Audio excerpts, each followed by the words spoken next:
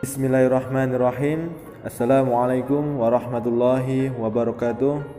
Hamdan wa syukronillah amma ba'. Yang sama-sama kita hormati Bapak Fakhruddin SAG MPDI selaku dosen pengampu mata kuliah Filsafat Pendidikan Islam, dan juga teman-teman yang saya cintai karena Allah Subhanahu wa taala. Alhamdulillahirabbil alamin wassalatu wassalamu ala asrofil anbiya'i wal mursalin wa ala alihi washabbihi ajma'in, amma ba'. Puji syukur marilah kita panjatkan kehadirat Allah Subhanahu wa taala, yang mana pada kesempatan yang berbahagia ini karena limpahan rahmat, karunia, hidayah serta inayahnya kita dapat melakukan aktivitas kita sehari-hari dengan lancar dan insyaallah dipermudah oleh Allah Subhanahu wa taala. Dan tak lupa juga sholawat beserta salam semoga selalu tercurahkan kepada junjungan Nabi Agung Nabi Muhammad Sallallahu Alaihi Wasallam.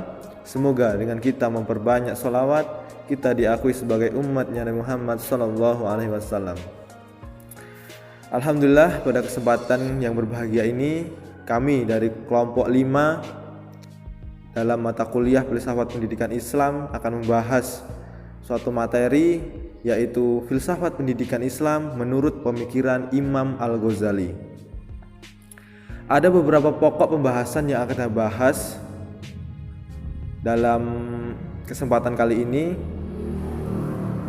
Yang pertama, kita akan membahas mengenai biografi daripada Imam Al-Ghazali itu sendiri, dan juga bagaimana sih pemikiran-pemikiran Imam Al-Ghazali tentang filsafat pendidikan Islam.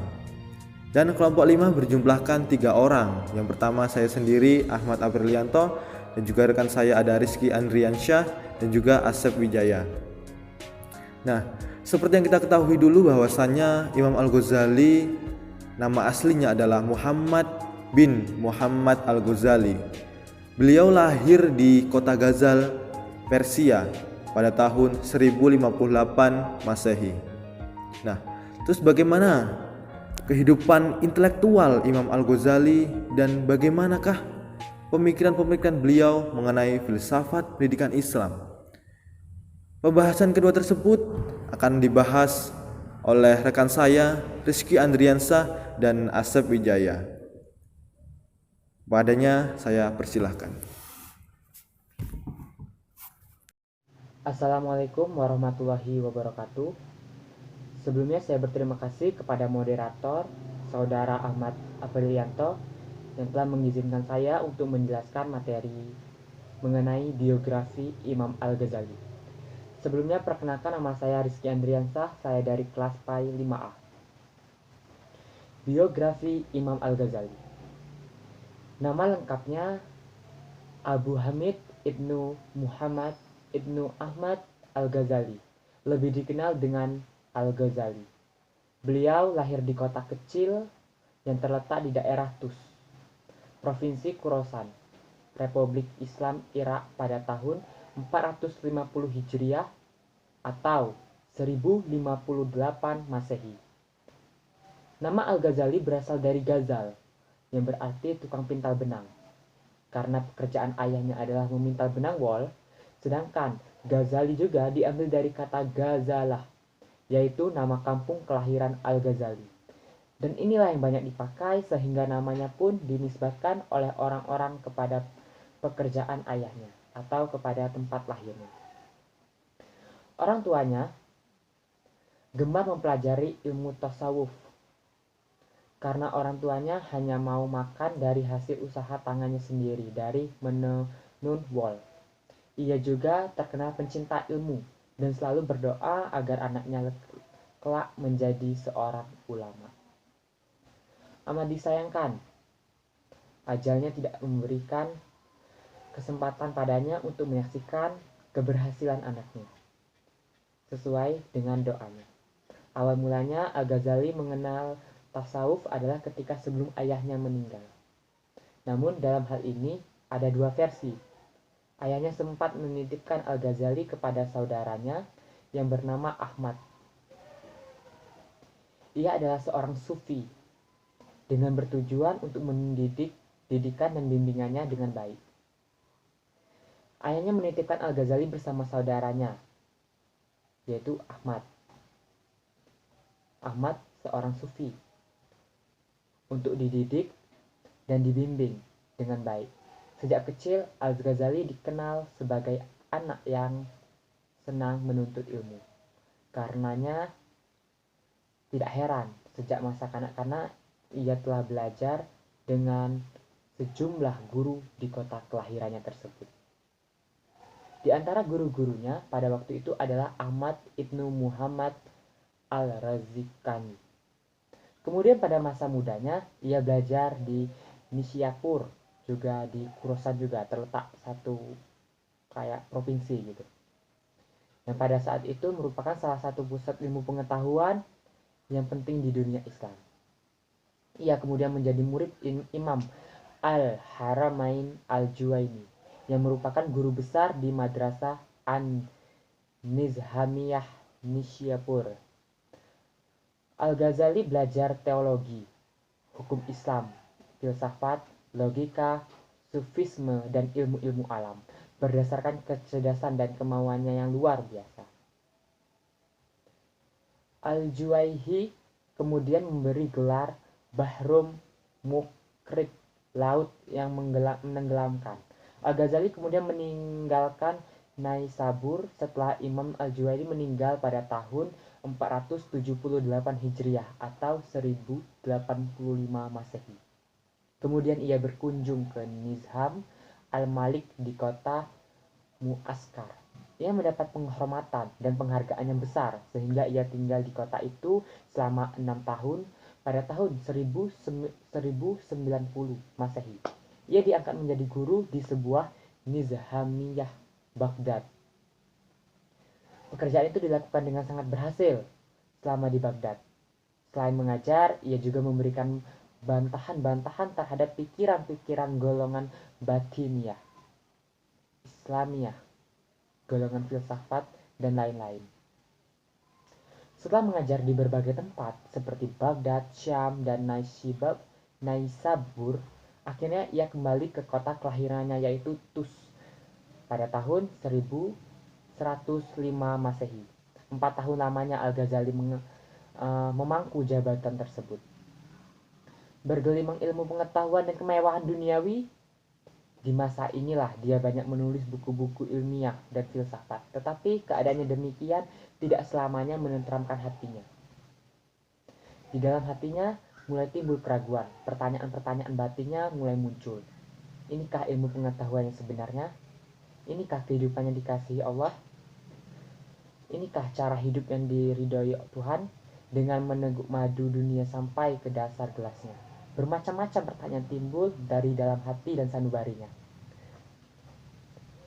Keraguan terhadap daya serap indera dan olahan akal benar-benar menyelimuti dirinya. Akhirnya dia menyingkir dari kursi kebesaran ilmiahnya di Baghdad menuju Mekah. Kemudian ke Damaskus dan tinggal di sana sambil mengisolir diri untuk beribadah. Ia mulai tentram dengan jalannya di Damaskus, yakni jalan sufi. Ia tidak lagi mengandalkan akal semata-mata, tapi juga kekuatan nur yang dilimpahkan Tuhan kepada para hambanya yang bersungguh-sungguh menuntut kebenaran. Dari Damaskus, ia kembali ke Baghdad dan kembali ke kampungnya, yaitu di Tus.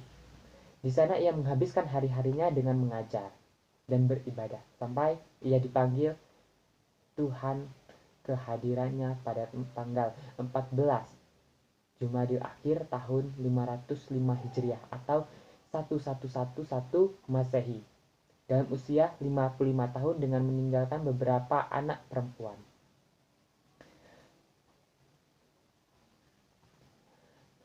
Merupakan pemikiran filsafat Imam Al-Ghazali terdapat filsafat pendidikan yang mengatakan bahwa pendidikan suatu proses memanusiakan manusia.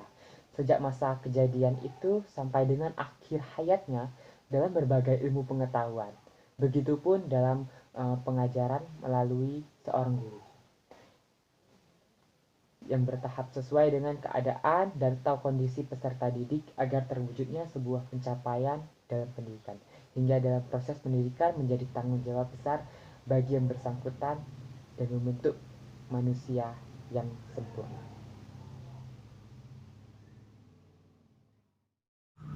Bismillahirrahmanirrahim. Assalamualaikum warahmatullahi wabarakatuh. Perkenalkan, nama saya Asep Wijaya dari lokal PAI 5A dengan NIM 18531017. Baiklah, di sini saya akan melanjutkan presentasi dari teman saya yang berjudul Filsafat Pendidikan Islam di dalam Pemikiran Imam Al-Ghazali. Berikut filsafat Imam Al-Ghazali terhadap dunia pendidikan. Ia mengatakan bahwasannya melalui seorang guru yang bertahap atau sesuai dengan kondisi keadaan si siswa tersebut agar terwujudnya suatu pencapaian dalam dunia pendidikan, sehingga proses pendidikan menjadi tanggung jawab yang besar bagi yang bersangkutan untuk membentuk manusia yang sempurna. Nah, di sini juga kita membahas peranan dari pendidikan. Pendidikan Imam Al-Ghazali ini lebih cenderung kepada paham empirisme. Hal ini disebabkan karena ia sangat menekankan pengaruh pendidikan terhadap peserta didiknya. Menurut beliau, seorang anak itu tergantung dengan orang tuanya dan orang yang mendidiknya. Hati seorang anak itu sangat bersih, murni, dan sangat berharga dari apapun. Sederhana, serta bersih dari gambaran apapun. Mengingat pentingnya pendidikan, menurut Al-Ghazali sesuai dengan pengalamannya, yaitu yang tumbuh sebagai seorang ulama besar yang berpengaruh dan banyak mempunyai ilmu, hal itu disebabkan karena pendidikan. Maka itulah pentingnya sebuah pendidikan bagi Imam Al-Ghazali. Nah, sekarang kita bahas juga apa sih tujuan dari suatu pendidikan, terutama pendidikan Islam. Secara implisit, menurut Al-Ghazali, tujuan dari sebuah pendidikan tersebut adalah untuk mencapai kebahagiaan, baik itu kebahagiaan di dunia maupun kebahagiaan di akhirat. Kebahagiaan akhirat, bagaimana itu? Ya, caranya kita dengan mendekatkan diri kita kepada Allah Subhanahu wa Ta'ala. Bagaimana cara kita mendekatkan diri kepada Allah? Ya, disinilah kita butuh yang namanya ilmu. Kemudian ilmu, di mana kita mendapatkan ilmu? Ya, di pengajaran, dan disinilah mencapai puncaknya kesempurnaan. Begitu. Di sini juga Imam Al-Ghazali telah membagi dua tujuan dari pendidikan tersebut. Ada namanya tujuan jangka panjang dan juga ada juga tujuan jangka pendek. Nah, sekarang apa sih tujuan jangka pendek pada dunia pendidikan? Jadi, tujuan pendek pada dunia pendidikan yaitu ialah ia mendapatkan suatu profesi atau suatu pekerjaan yang mana pekerjaan tersebut sesuai atau selaras dengan minat dan bakat serta kemampuan mereka tersebut. Lalu bagaimana sih cara mencapai itu semua? Ya tentunya dengan mengembangkan ilmu pengetahuan yang ia miliki. Itulah tujuan singkat dari pendidikan ini. Sekarang kita lanjut ke tujuan jangka panjang pada tujuan pendidikan, begitu kan? Nah, sekarang tujuan jangka panjang. Apa sih tujuan jangka panjang dari pendidikan tersebut? Yaitu adalah mendekatkan diri kepada Allah Subhanahu wa Ta'ala. Jadi, dengan kita adanya pendidikan, maka semakin lama kita belajar atau mencari sebuah ilmu, suatu pendidikan, jenjang pendidikan kita, maka semakin dekat juga kita dengan Allah. Jadi bukan dengan pendidikan yang kita tinggi atau semakin tinggi itu semakin kita congkak, sombong, dan bersifat angkuh kepada yang maha kuasa, gitu kan. Tapi sebaliknya, dengan pengetahuan kita, dengan pendidikan kita semakin tinggi, maka tingkat kedekatan kita dengan Allah atau hubungan kita dengan Allah itu semakin baik dan semakin dekat. Itulah tujuan jangka panjang dalam pendidikan menurut Imam Al-Ghazali. Nah, sekarang kita lanjut pada metode pendidikan Imam Al-Ghazali. Seperti apa sih metode pada pendidikan pada Imam Al-Ghazali ini? Jadi metode pendidikan Imam Al-Ghazali ini dia lebih cenderung pada pendidikan keagamaan, di mana ia lebih menitikberatkan kepada pengetahuan dan pembentukan karakter atau kepribadian murid tersebut. Itu metode pendidikan menurut Imam Al-Ghazali. Sekarang metode pendidikan khusus akhlak. Nah, gimana sih cara metode pendidikan khusus akhlak ini? Yaitu dengan cara menerapkannya di dalam kehidupan sehari-hari secara kontinu, secara berkelanjutan, secara sesuai, gitu kan, secara terus-menerus. Dan ini memerlukan proses atau waktu yang cukup lama. Hal ini lebih diperankan oleh seorang guru dalam mendidik atau mengajarkan itu semua kepada anak muridnya. Dimana di sini guru menjadi peran penting bagi seorang murid, dan di sini juga dikatakan bahwasannya guru itu lebih mengutamakan muridnya ketimbang pribadinya sendiri atau dirinya sendiri, kurang lebih begitu. Kemudian murid, apa sih murid tersebut? Murid tersebut adalah alat untuk berjalannya suatu pembelajaran. Di sini ada 3 poin penting yang ditujukan kepada para murid. Yang pertama itu belajar merupakan proses jiwa. Maksudnya di sini adalah kewajiban belajar itu adalah kewajiban seorang murid, sedangkan guru adalah kewajiban untuk mengajari atau membimbingnya sesuai aturan, sesuai ilmu yang telah diajarkan. Jika murid tanpa seorang guru, maka dia tidak akan mendapatkan ilmu. Itulah kenapa belajar itu adalah proses jiwa, bukan proses fisik. Hal ini juga selaras dengan pendapat menurut Dr. Fahmi bahwa proses belajar merupakan proses yang panjang dan akan membawa pada perubahan. Begitu. Yang kedua, belajar untuk konsisten. Jadi di sini Imam Al-Ghazali berpesan kepada para murid untuk belajar menekuni atau belajarlah sesuai dengan apa yang ia minati dan tekuni begitu. Karena ini akan berguna di masa yang akan datang. Jadi misalnya kita minatnya belajar apa ya? Misalnya belajar matematika, jadi kita tekuni untuk belajar matematikanya begitu. Jangan kita tidak konsisten terhadap suatu bidang ilmu gitu. Jadi pesan Al-Ghazali, kita harus konsisten terhadap satu ilmu, kurang lebih begitu. Yang terakhir yaitu adalah siswa itu harus atau murid itu harus bersikap tawadu, dimana ini sangat penting mengingat bahwasannya jika kita bersikap tawadu, maka ilmu yang kita dapatkan itu insya Allah akan berkah dan bermanfaat, baik itu kepada guru dan kepada ilmunya. Namun jika kita terhadap guru dan ilmu tidak bersikap tawadu, melainkan bersikap sombong, angkuh dan lain sebagainya, maka bisa dipastikan ilmu itu tidak akan bermanfaat dan guru pun tidak akan meridhoi ilmu yang telah ia berikan. Jadi penting bagi kita sebagai seorang murid itu harus mempunyai sikap tawadu agar ilmu yang kita terima itu berkah dan bermanfaat bagi semuanya. Oke, terima kasih.